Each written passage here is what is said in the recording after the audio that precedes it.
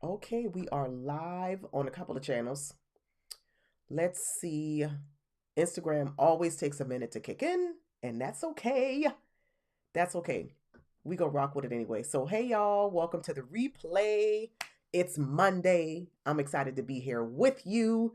If this is your first time here, welcome to the broadcast. My name is Mo James. I am a certified confidence coach and founder of the brand Confidence Coaching for Her. And what you are tuning into today is a live podcast recording of my next podcast episode.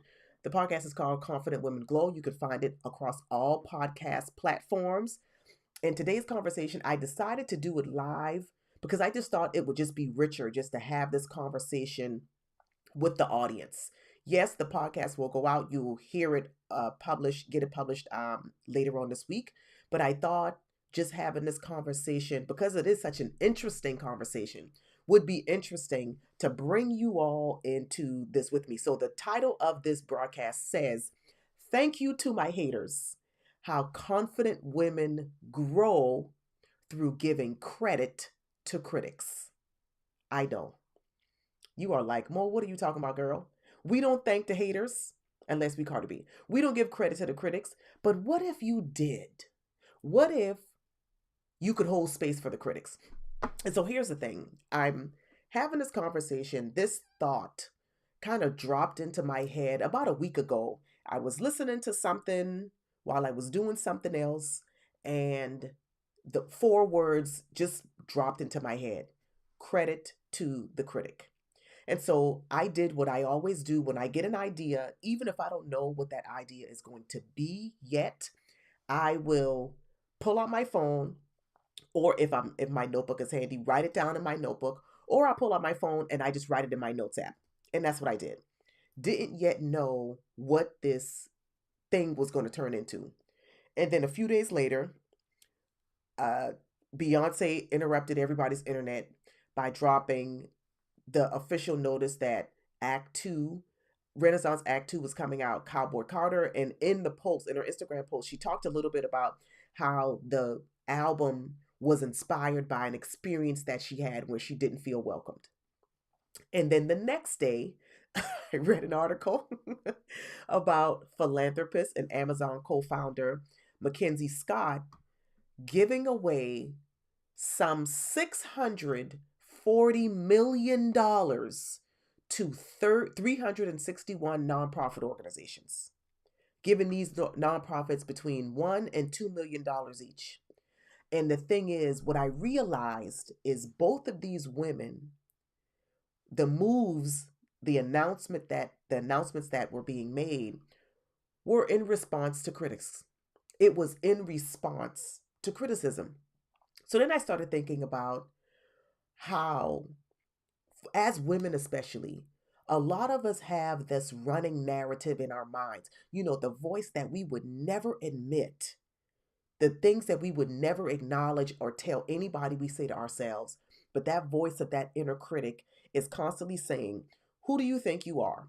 You think you better than everybody. You think you this, you think you that. That voice whose job it is to argue with you. That voice whose job it is to demean you. That voice whose job it is to judge you. That inner critic is constantly on loop in a lot of our minds, right? And what I recognized is, for a lot of us, that voice, the inner critic's voice, was planted in us from an outside critic. The inner critic's voice was something that we mirrored, we took on after somebody else criticized us. And so, if that's the case, then we have a choice what we do. We have a choice how we respond when the critic shows up, right? I think sometimes when we do, when people pour criticism on us, right? Usually it's surrounding something that we have done, that we've put out into the world, a decision that we have made. We are usually in a space of vulnerability or of just being open. And because there are horrible people in this world, there will be some who, in that space of our vulnerability, will choose to try to cause us harm, will choose to try to make us feel worse. Actually, what it is, they will project the dis-ease that they feel onto us. And because we are in a space of vulnerability already, because we've just created something, we've just created some art and we have presented it to the world, releasing our control of the thing. Or we have made a decision that we feel a way about, that is very connected to our heart, very connected to something that we are passionate about, and we are telling the world about it. And it's in those moments where we are the most vulnerable that people who are the most uncomfortable and unhappy with themselves will sometimes choose to pour the dis-ease that they feel onto us. And as women, especially, because there is this cultural, societal conditioning to outsource our belief to other people, to allow other people to dictate how we should look, see, and view ourselves, we can sometimes receive that critical voice, those critical opinions, and we take those things and we borrow them. We actually receive them from a place of defeat. And those criticisms become the narrative that we repeat to ourselves. And so the criticism becomes the voice of our inner critic. And that is a dangerous place to be in.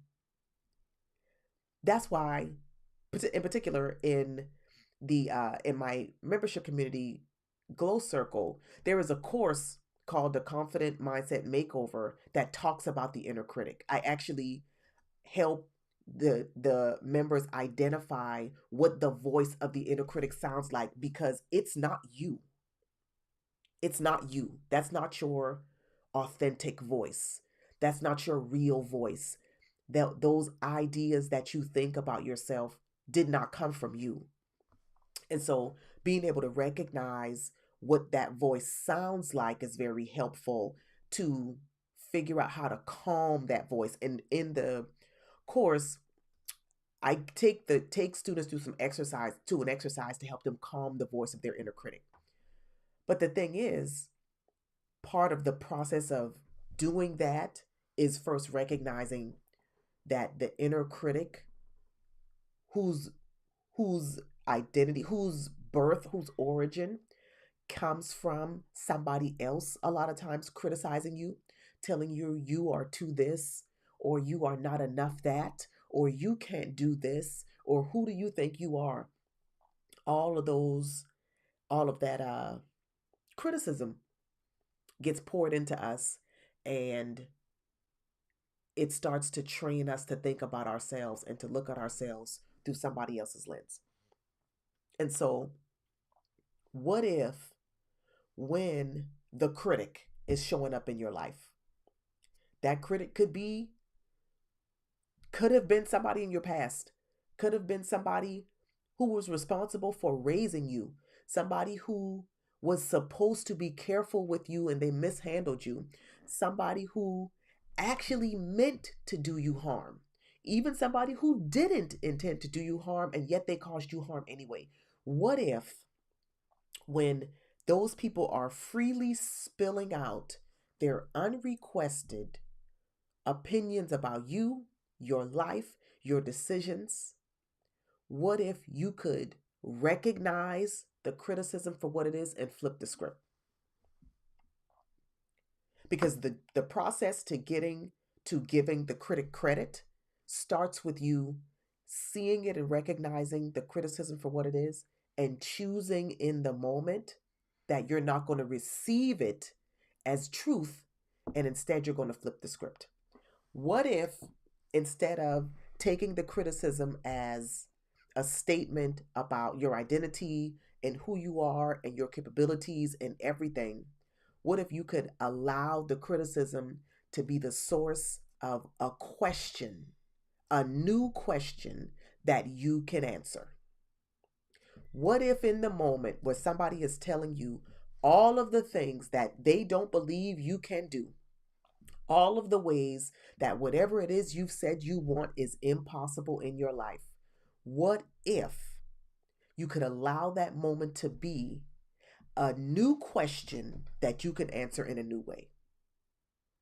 That's where giving credit to the critic starts. It begins with you saying, now this person, this criticism is intending to push me down, is intending to make me feel mighty low and mighty bad about myself. But what if this is an opportunity for me to find my courage? What if this criticism, whose intention is to tell me all the things that I can't do, what if this is an opportunity for me to discover me in a new way? What if the critic who is talking about me behind my back is an opportunity for me to learn how to have my own back? What if the critic who is telling me I am doing too much is an opportunity for me to learn how to listen to my inner wisdom and to be more discerning about who I share my vision with? You see? You see how the change in the perspective takes you from being disempowered to empowered? You see how the change in the perspective and just giving room, just allowing room. Because here's the thing. If you believe that life is always trying to teach you something, if you believe that the universe is conspiring to support you in the grand design that you have for your life, then you also have to be willing to consider that even the critic has a role to play in you creating your masterpiece life. And you can get there if you are willing to allow the critic to be a source of a new question that you can answer for yourself. What if you can get to the point where you can say, thank you, critic, for telling me that I wasn't welcome? Because it is in your closing the door in my face allowed me to learn how to accept myself without needing validation. What if you telling me I didn't belong in your community allowed me the freedom to create one that suited not just me, but other people who are exactly like me? What if you thank you for telling me what you thought I couldn't do, because it allowed me to reintroduce me to me and discover all the possibilities that exist in me. Confident women can grow through giving credit to the critics, because you will be so at peace with yourself and you will be so in love with who you are becoming that, baby, you will see, you know what? I know you meant it for my harm, but it turned out, it worked out for my good. So in the moment that you are on the other side of that thing, you can give credit to the critic who has spoken doubt and fear and limitation and unworthiness and estrangement and guilt and shame and unbelief. All of those things that the critics in your life try to speak over you and try to speak into you, baby, you will understand that it was never about you. What they were saying was never about you. And instead, you chose to allow it to be the soil from which you get to introduce you to yourself. You get to discover you in new ways. You get to reinforce those boundaries so that you exist in spaces that are loving and are nurturing and are supportive, that don't require external validation, that have room for every bit of your authenticity, that don't shame you or guilt you or make you feel low or bad or unwelcome or whatever, you will call up your courage in ways that you didn't even think was possible. All because the right one tried to push you down. You will show up in your authenticity fully, needing no acceptance, validation from anybody else, because you are so in love with you that anybody else who joins your bandwagon is welcome to the party, because it was already a party when you got there. When you woke up, you were already loved. You were already supported. You were already validated. You were already worthy. That's what it looks like when confident women grow through giving credit to the critic. You recognize the critic was a part of the plan all along. The critic needed to show up so that you could get to the favorite version of you. And that is what I wish for all of us. That is what I desire for all of us. You can be so at peace with yourself that you won't even take in the criticism that comes from other people. Because for one, you will recognize you, other person outside of my creator and myself, you really don't have, your words have no power in moving me from where I am firmly planted in the truth of who I am. You won't even be moved. Instead, you will say, you know what? Let's see what this can teach me about me. Let's see what this gives me the opportunity to discover about me. I'll say it that way. And that's a beautiful space to be in, y'all. So, it's hard to break free of needing the external validation. How do you do it? I struggle with it. I will tell you that that's a real struggle for a lot of people. And first, being able to acknowledge that you are struggling with it is a beautiful first step. Start discovering who you are outside of who those people told you to be. Start asking yourself, why do I feel like I need the external validation? Is me validating me? Can me validating myself be enough? What does it look like? What could it look like for me to make a decision or to take a step, intentionally trying to not get the validation? What would that look like?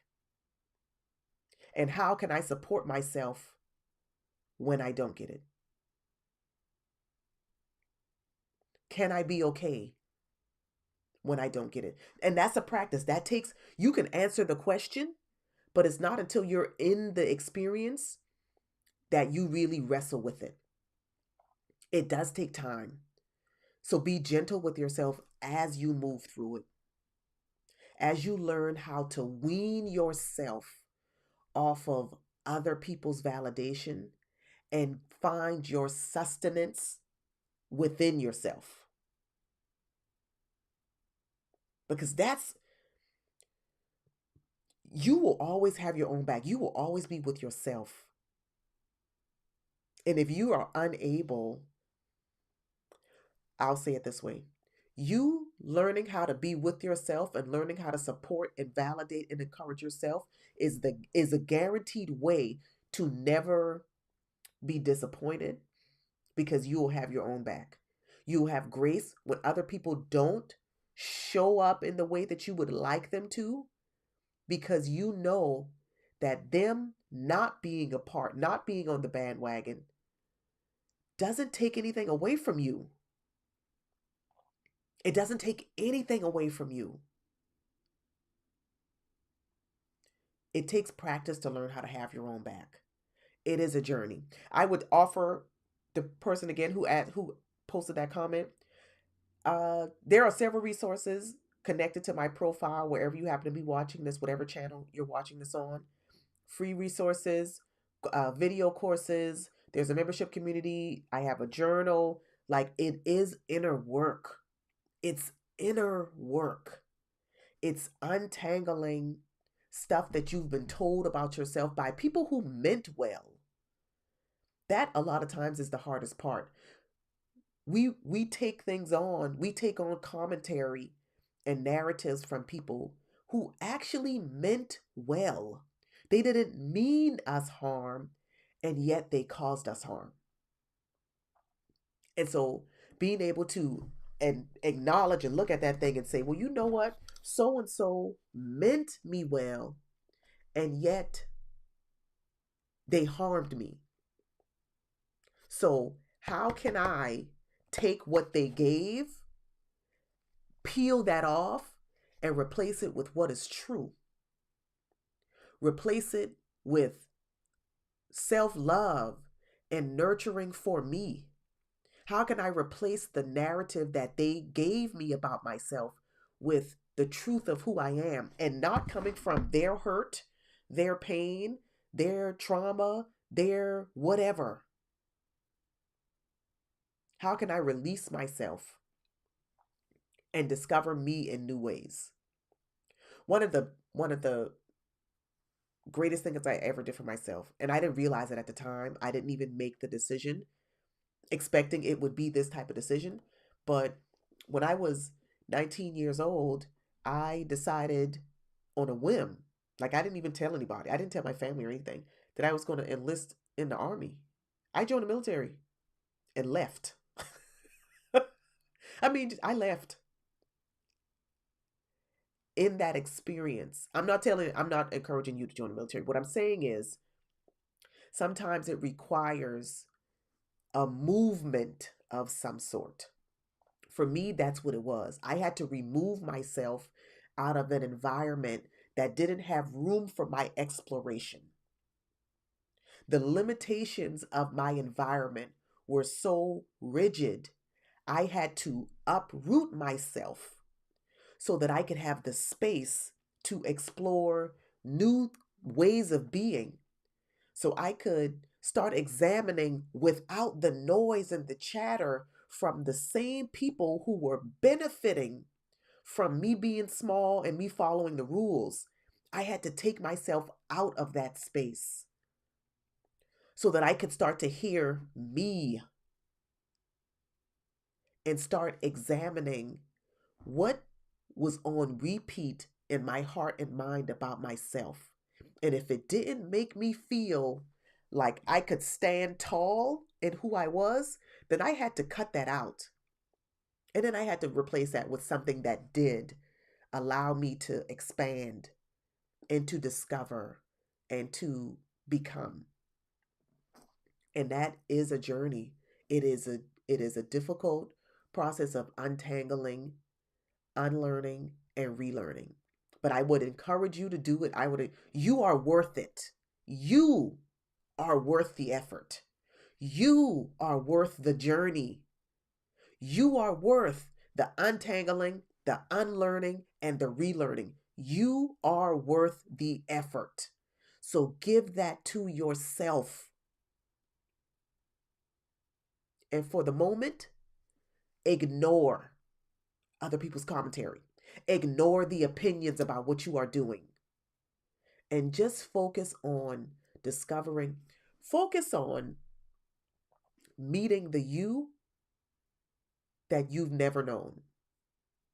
Because the you that you are is not the only you that you can become. And if you would just give yourself permission, I'm willing to bet you can discover a you that you didn't even know you had the capability. You didn't even know you had the capacity to become that person. It starts with you giving permission. I struggle with the voice of my parents judging me. Yes. Take a breath because that's heavy. That's heavy. And that's what I mean. So many of us, first of all, shout out to you for even posting that because I know that took a lot. So I definitely want to acknowledge and honor your courage in this moment for even sharing that with us. And I also want to say you deserve to know who you are without the weight of other people's judgment. Whether those people are your family members, whether those people are your co-workers, your whomevers, you deserve to know who you are without the weight of their judgment. You deserve to know what it is to be free from other people's opinions about you and be free to be yourself. And it doesn't even matter how old you are, it will take time. So give yourself time to discover yourself in that way. All right, y'all. Let me check the comments to make sure I haven't missed anything. I don't think I have. TikTok is this is my first TikTok live. So shout out to you all who are jumping in. I'm also live on someplace else and someplace else. I don't remember. Hey, Instagram peeps. How are you all doing? I hope you all are well. I hope you are good. So this episode, a polished version of this conversation is going to be up on the podcast Confident Women Glow, which is available wherever you get your podcasts. That will be up later this week. But yeah, you can grow through giving credit to the critic. Be willing to allow the criticism that other people try to attach and assign to you. Be willing to let that be an opportunity to ask and answer a new question about yourself. Just because somebody tells you you can't do something doesn't make that true. You could choose to allow that criticism to be an opportunity to show you what you can do. And I hope you seize the opportunity because you are worth going on a journey to discover. I think you are an amazing person. Like, you are a delight. Okay? Stop letting people talk you out of discovering you and getting to know you. Why wouldn't you want to know yourself? You're delightful. So thank y'all for tuning in. Thank y'all for listening.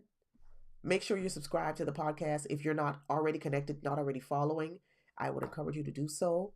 And I'll catch y'all on the interwebs. Later.